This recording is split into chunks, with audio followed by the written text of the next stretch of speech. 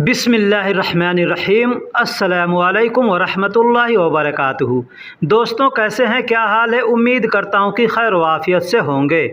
दोस्तों इस वीडियो में मैं आपको कुछ छोटे छोटे शब्द का मतलब भी बताऊंगा और कुछ जुमले भी बना करके बताऊंगा, लिहाजा आपसे गुजारिश है कि वीडियो को आखिरी तक देखिएगा। एक और गुजारिश है, अगर आप हमारे चैनल पर नए हैं या पुराने हैं, चैनल को सब्सक्राइब नहीं किया है तो सबसे पहले चैनल को सब्सक्राइब कर दीजिए, वीडियो को लाइक कर दीजिए और दोस्तों में भी शेयर कर दीजिए। दोस्तों जैसे कहना हो कि यह मेरा देश है, यह मेरा देश है, मेरा वतन है, ठीक है। तो एक चीज़ बता दूं कि वतन अल्फाज जो होता है ये अरबी अल्फाज है, ठीक है। वतन जो होता है ये अरबी अल्फाज है, उर्दू में भी इस्तेमाल किया जाता है। तो अगर हमको कहना है कि यह मेरा देश है तो कहेंगे हाजा अना बलद, हाजा अना बलद। बलद, बलद का मतलब देश होता है। यहाँ पे एक चीज़ ध्यान दीजिएगा, एक वलद होता है, एक बलद होता है। तो वलद का मतलब बेटा होता है और बलद का मतलब देश होता है। तो कहना हो कि यह मेरा देश है तो कहेंगे हाजा अना बलद। हाजा का मतलब यह, अना का मतलब मेरा, बलद का मतलब देश, ठीक। अगर कहना हो कि देशी भाई, देशी भाई, यहाँ पे बंगाली लोग अक्सर कहते हैं देशी भाई, देशी देशी कहते हैं ना, तो देशी को अरबी में वतनी कहते हैं। वतनी, बलदी, बलदी भी कह सकते हैं, वतनी भी कह सकते हैं, ठीक है। वतनी का मतलब या बलदी का मतलब होता है मेरा देशी, ठीक है। और कहना है भाई, देशी भाई, तो कहेंगे अखू वतनी, अखू वतनी या अखू बलदी। अखू का मतलब भाई होता है और वतनी का मतलब या बलदी का मतलब मेरा देशी, ठीक। ड्यूटी के कपड़े, अगर कहना हो ड्यूटी के कपड़े तो कहेंगे दवाम मलाबिस, दवाम मलाबिस। दवाम का मतलब ड्यूटी होता है और मलाबिस का मतलब कपड़ा। कपड़ा यानी जो पहनने वाला कपड़ा है, सिला हुआ कपड़ा है, उसको मलाबिस कहते हैं। जो सिला हुआ नहीं है उसको मलाबिस नहीं कहते, उसको खाम कहते हैं या उसको गुमास कहते हैं। यानी जो बिना सिला हुआ कपड़ा है उसको खाम भी कहते हैं और गुमास भी कहते हैं, लेकिन जो सिला हुआ कपड़ा है उसको कहेंगे मलाबिस, ठीक। तो ड्यूटी के कपड़े तो कहेंगे दवाम मलाबिस।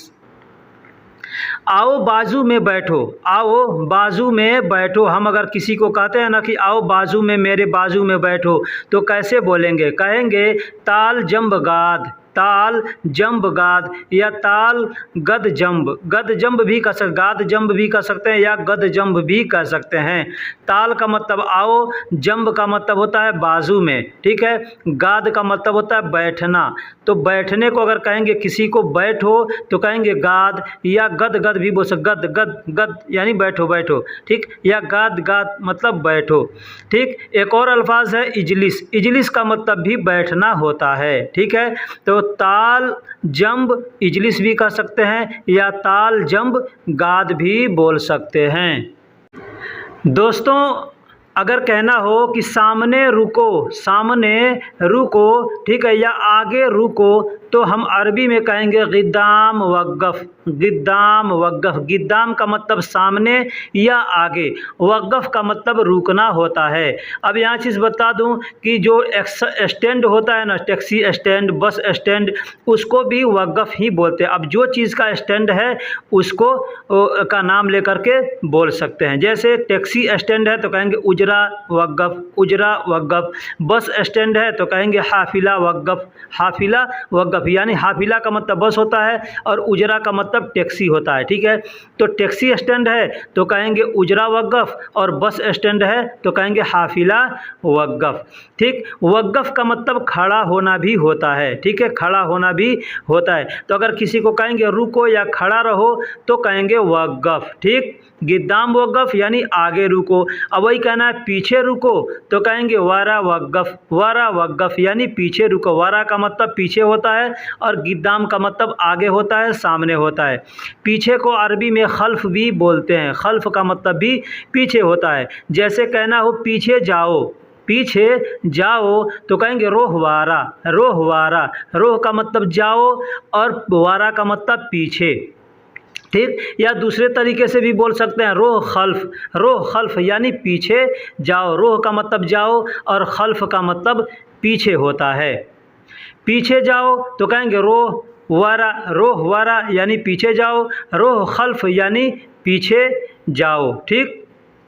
इलेक्ट्रिक मशीन, इलेक्ट्रिक मशीन को अरबी में कहते हैं कहरबाई मकीना, कहरबाई मकीना। इलेक्ट्रिक मशीन को अरबी में कहते हैं कहरबाई मकीना। कहरबा का मतलब होता है इलेक्ट्रिक यानी बिजली, और मकीना का मतलब होता है मशीन। मशीन को अरबी में मकीना बोलते हैं और बिजली को अरबी में कहरबा बोलते हैं। ठीक है। तो इलेक्ट्रॉनिक मशीन कहना है या इलेक्ट्रिक मशीन कहना है तो कहेंगे कहरबाई मकीना। लेकिन दोस्तों अगर कहना हो कि ऊपर बैठो, ऊपर बैठो तो कहेंगे फोग इजलिस, फोग इजलिस। फोग का मतलब ऊपर होता है और बैठने को अरबी में इजलिस कहते हैं। मैंने पीछे बताया कि बैठने को अरबी में गाद भी कहते हैं और बैठने को अरबी में इजलिस भी कहते हैं। तो कहेंगे ऊपर बैठो तो कहेंगे फोग इजलिस, अगर नीचे बैठो तो कहेंगे ताहत इजलिस। ठीक है। कुर्सी पर बैठने को बोलेंगे तो कहेंगे कुर्सी आला, कुर्सी इजलिस, कुर्सी इजलिस भी बोल सकते हैं यानी कुर्सी पर बैठो, लेकिन उसका असली अरबी होता है अला कुर्सी इजलिस, अला कुर्सी इजलिस। अला का मतलब पर होता है और कुर्सी यानी कुर्सी पर है ना, इजलिस मतलब बैठो। ठीक। लेकिन आदमी ऐसे बोलचाल में बोल देता है गाद गाद, गाद कुर्सी, गाद कुर्सी यानी कुर्सी पर बैठो, या इजलिस कुर्सी, इजलिस कुर्सी यानी इजलिस कुर्सी पर बैठो। जाकर सो जाओ, अगर कहना हो कि जाकर सो जाओ या जाओ सो जाओ तो कहेंगे रोह नौम, रोह नौम। रोह का मतलब जाओ या जाकर, नौम का मतलब सो जाओ। ठीक है। तो सोने को अरबी में नौम कहते हैं और जाने को अरबी में रोह कहते हैं। तो कहेंगे जाकर सो जाओ या जाओ सो जाओ तो कहेंगे रोह नौम। चाकू बहुत तेज़ है, कहते हैं ना चाकू बहुत तेज़ है, तो चाकू को छुरी भी कहते हैं, खंजर भी कहते हैं हम लोग अपने ज़ुबान में। ठीक है। चाकू कहते हैं, खंजर कहते हैं या छुरी कहते हैं। अरबी में उसको सिक्कीन कहते हैं, चाकू को अरबी में सिक्कीन कहते हैं। और कहेंगे कि बहुत तेज़ है तो कहेंगे सिक्कीन मर्रा सूरा, सिक्कीन मर्रा सूरा। यानी अब यहाँ पे देखिए सूरा का मतलब तेज़ होता है, तो तेज़, ये चलने के लिए भी सूरा का इस्तेमाल करें, तेज़ चलो तो कहेंगे सूरा, सूरा। ठीक है। या जल्दी जल्दी काम करो तो भी कहेंगे वहाँ पे सूरा, सूरा। ठीक है। तेज जा रहा है, तेज चल रहा है, कहीं भी सूरा का इस्तेमाल करेंगे। उसी तरीके से चाकू तेज़ है तो भी बोलेंगे सूरा, वहाँ पे भी सूरा का इस्तेमाल। और मर्रा का मतलब बहुत होता है। ठीक है। तो सिक्कीन मर्रा सूरा यानी चाकू बहुत तेज़ है। ये बहुत भारी है, अगर कहना हो कि ये बहुत भारी है तो कहेंगे हादा मर्रा तगील, हादा मर्रा तगील। हादा का मतलब ये या यह, मर्रा का मतलब बहुत, और भारी को अरबी में तगील कहते हैं। तगील का मतलब भारी होता है। तो अगर कहना हो कि ये बहुत भारी है तो कहेंगे हादा मर्रा तगील। दोस्तों अगर आपने यहाँ तक वीडियो को देख लिया है और अभी तक वीडियो को लाइक नहीं किया है तो मेरे दोस्त, मेरे भाई, वीडियो को लाइक कर दीजिए। वीडियो को लाइक करने में कोई पैसा नहीं लगता है। कोई कमेंट्स भी अगर करना चाहें, अच्छा या बुरा, कोई भी कमेंट्स कर दिया कीजिए। ठीक है। और चैनल को सब्सक्राइब नहीं किया तो चैनल को सब्सक्राइब भी कर दीजिए। दोस्तों एक भाई ने कल कमेंट्स किया था, एक हमारा और चैनल है, उस चैनल का नाम है आलम हमराही। ठीक है। हमारे दो चैनल है, अरबी दो चैनलों पे मैं सिखाता हूँ। एक का नाम है आलम हमराही, आप चाहें तो यूट्यूब पे सर्च करके उसे भी सब्सक्राइब कर सकते हैं।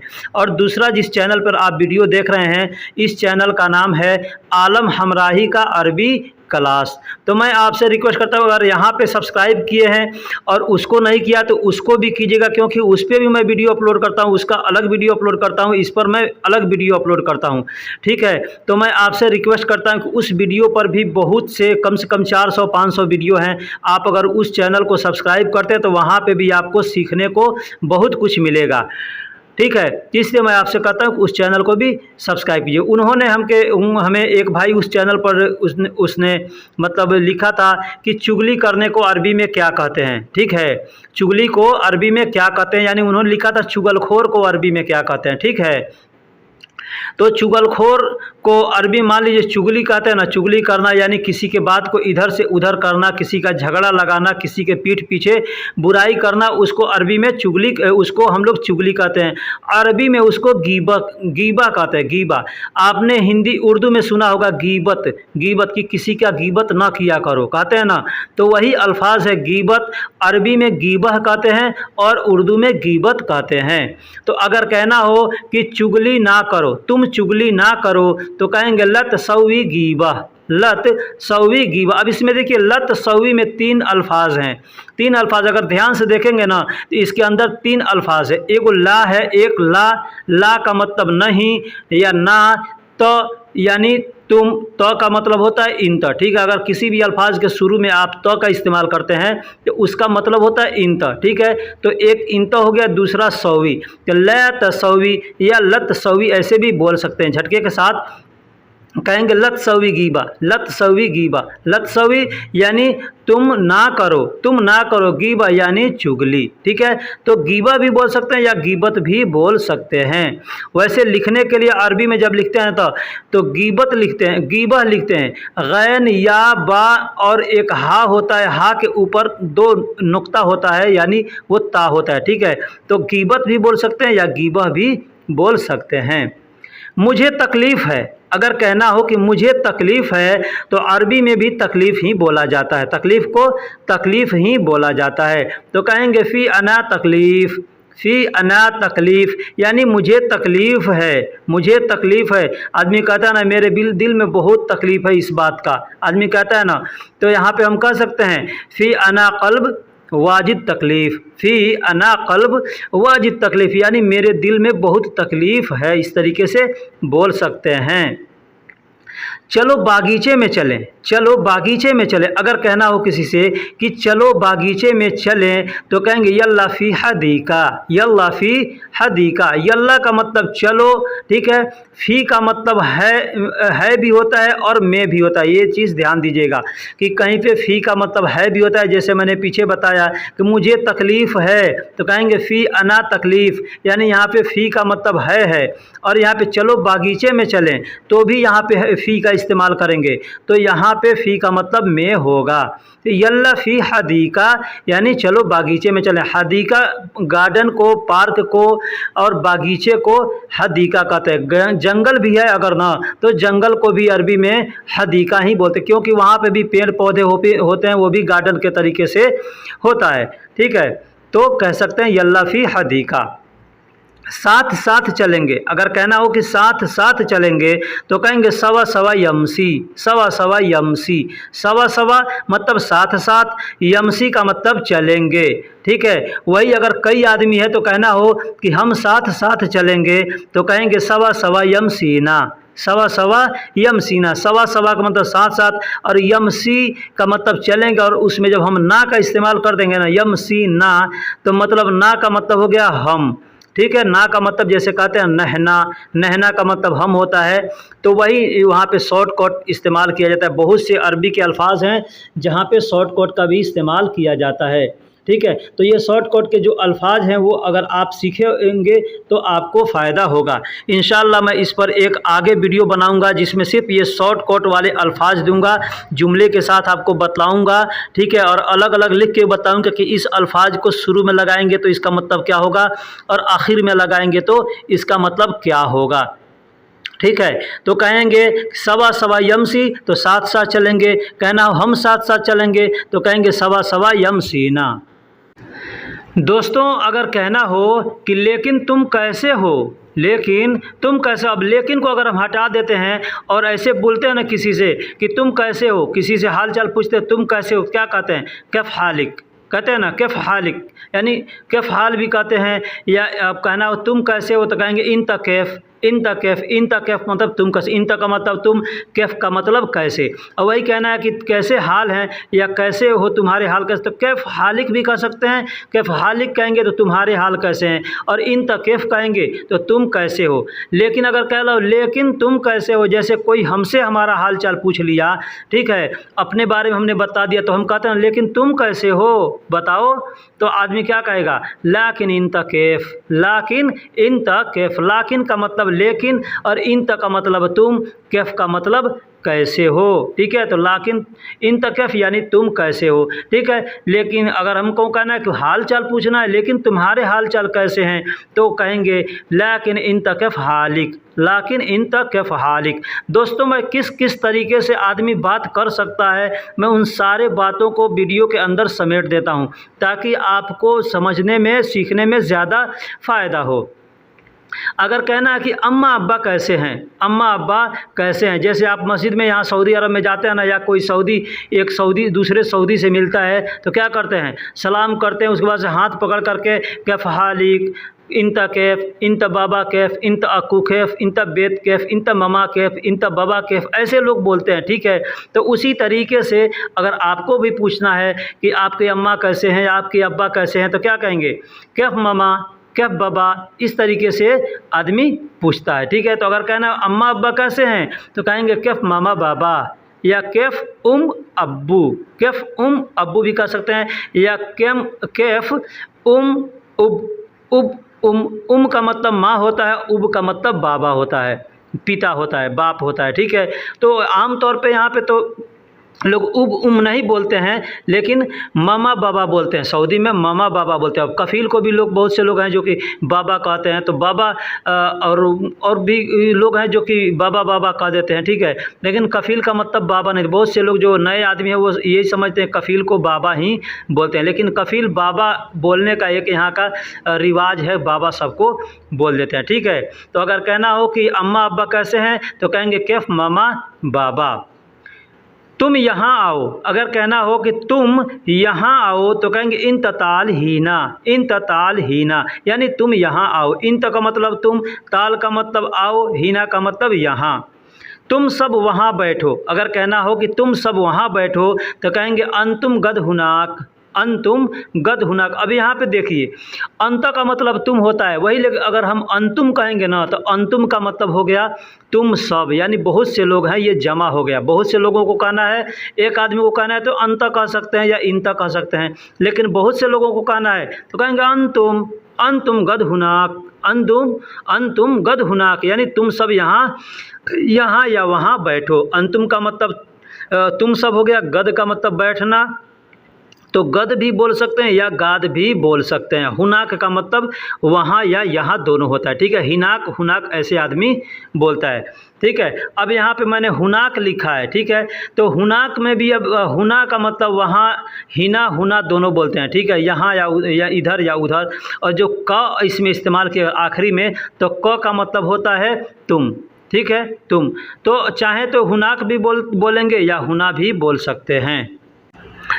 दोस्तों, अगर इस तरीके से बात करना हो कि ऊपर कौन है, ऊपर कौन है, तो कहेंगे फोग मिन मौजूद, फोग मिन मौजूद। अब यहाँ पे देखिए, फोग का मतलब ऊपर होता है, मिन का मतलब से भी होता है, मिन का मतलब कौन भी होता है। ठीक है, कहीं पे मिन को से कहते हैं, कहीं मिन को कौन कहते हैं। ठीक है, तो मिन मन ऐसे आदमी बोलता है, मिन भी बोल सकते हैं, मन भी बोल सकते हैं। जैसे ऊपर हटा दीजिए, अगर किसी से पूछता है कि तुम कौन हो, तुम कौन हो, तो कहेंगे मन इंता या मिन इंता। मन इंता मतलब तुम कौन हो, या मिन इंता मतलब तुम कौन हो।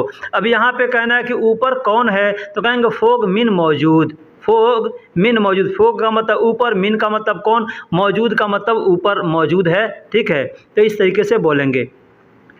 कोई सामान को नीचे रखने को कहना है, तो कहेंगे अगर थोड़ा नीचे रखो, तो कहेंगे रकीब शोए ताहत, रकीब शोए ताहत। रकीब का मतलब रखो, शोए का मतलब थोड़े, और ताहत का मतलब नीचे होता है। ठीक है, तो कहना हो थोड़े नीचे रखो, तो कहेंगे रकीब शोए ताहत। फूल भरो, फूल भरो, अगर जाना है आप कोई भी चीज़, पानी का टंकी भरवा रहे हैं या गाड़ी का टंकी भरवा रहे हैं, कोई भी भरवा रहे हैं, तो अगर कहना हो कि पूरा भरो, फूल भरो, तो कहेंगे मलियान अब्बी, मलियान अब्बी, या अब्बी मलियान ऐसे भी बोल सकते हैं। भर गया तो भी कहेंगे अब्बी, भरेगा तो भी कहेंगे अभी, भरो तभी तो भी कहेंगे अब्बी, यानी अब्बी का मतलब भरना होता है। अब भरो, भरता हूँ, भर रहा हूँ, भर गया, सब जगह पे अब्बी का इस्तेमाल करते हैं। तो कहेंगे मलियान अब्बी यानी फूल भरो, मलियान अब्बी यानी फूल भर गया। ऐसे भी अब बोलने का भी अंदाज होता है कि कैसे हम बोलेंगे तो सामने वाला इसका मतलब क्या समझेगा। ठीक है, अगर कोई आता कहता है मलियान मलियान अब्बी यानी फूल भरो। ठीक है, अब भर गया तो मलियान, मलियान यानी फुल हो गया, मलियान कर दिए तो मतलब फुल हो गया, अब भी भर गया, ऐसे भी आदमी बोलता है।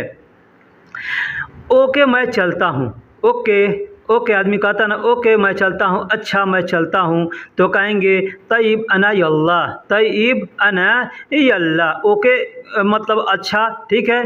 तय्यब उसको अरबी में तय्यब कहते हैं, अना का मतलब मैं, यल्ला का मतलब चलता हूँ। तो दोस्तों वीडियो कैसी लगी आप हमें कमेंट बॉक्स में ज़रूर बताइएगा।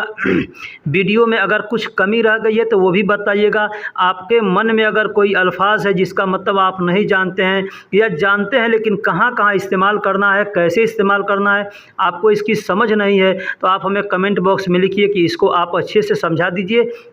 मैं अगले वीडियो में इंशाअल्लाह उसको समझा दूँगा, ठीक है। अगर वीडियो में कुछ गलती हुई है आप उसको कमेंट बॉक्स में लिख करके हमें बताइएगा। तो चलिए फिर मिलेंगे अगले वीडियो में, तब तक के लिए अल्लाह हाफिज़, सलाम अलैकुम।